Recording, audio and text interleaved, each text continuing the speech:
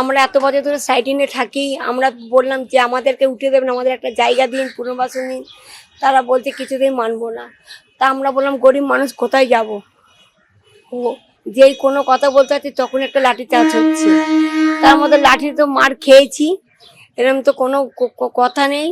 ওরা আমরা যখনই আমরা বলছি পুনর্বাসন দিন, আমরা এত বছর ছিলাম, আমরা এখানে এই শ্বশুর, আমার শ্বশুর ছিল, শ্বশুরের পরে আমার এই স্বামী আছে, আজ পুরো 130 বছর হচ্ছে আমার এই সাইটিনে আমরা আছি। এবার আমরা কোথায় যাব বাচ্চা কাচ্চা নিয়ে? আমাদের তো একটা পুনর্বাসন চাই। আমাদের এখানে জিআইপির আন্ডারে আমাদের 4টে ঘর থাকে, একটা সাইকেল গ্যারেজ আছে, আর এমনি একটা ঘর আছে, আর একটা সাইকেল গ্যারেজ আছে, আর একটা এমনি ঘর আছে। মানে তারা যে চা বিক্রি করে খায়, আমিও চা বিক্রি করে খাই। আমাদের সাইকেলের ব্যবসা নেই, কিন্তু সাইকেল ব্যবসাদের রাখছে, আমাদের রাখছে না। তারা টাকা দিতে পারবে, তারা কতটা জায়গা নিয়ে সাইকেলের ব্যবসা করে, তাহলে আমরা কোথায় যাব?